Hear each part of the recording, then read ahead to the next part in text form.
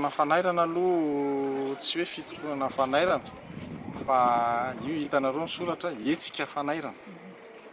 Natonga ny syndicat ny CCS nanao ny hetsika fanairana dia araky ny tapaka tamin'ny résolution tamin'ny février amin'ny congrès national tamin'ny mars 2014 tany Toamasina.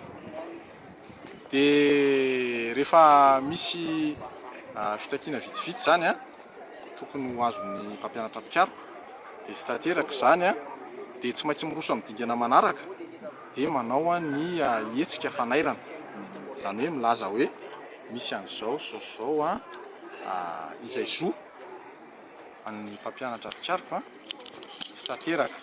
Misy ny firosotsika amin'ny rafitra LMD ohatra fotsiny anisan'ny revendication tao amin'ny congrès national ny fidirana amin'ny LMD dia misy tokony vola natokana hidirana amin'izany LMD zany dia tsy mbola misy anefa n'izay vola izay nefa efa manomboka zao ny fampianarana ary miditra amin'ny rafitra LMD io mihitsy izay amin'ny faculté des sciences zao dia efa nanomboka tamin'ny latsinainy.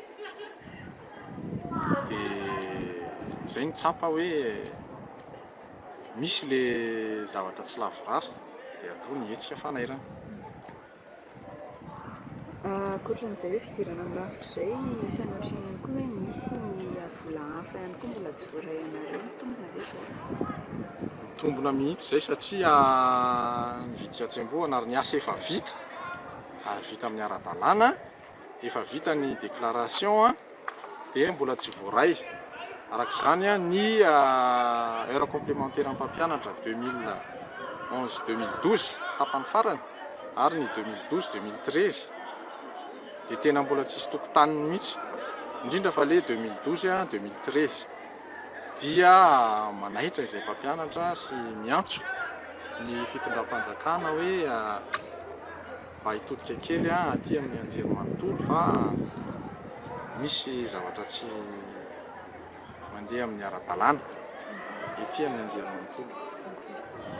Azo fantarina ve mitetina eo amin'ny ohatrin'ny hoe vola tokony ho raisina izay sady ny mpampianatra sa hoe samy manana ny azy? Indray samy manana ny azy iny satria raha mpampianatra vao niditra tetỳ amin'ny fampianarana dia mety tsy mbola feno ilay atao hoe mialatsiny amin'ny teny frantsay ilay hoe obligation dia mety tsy handray an'io heure complémentaire io izy fa raha ohatra izy ka raha toa izy ka efa nahafeno dia mandray.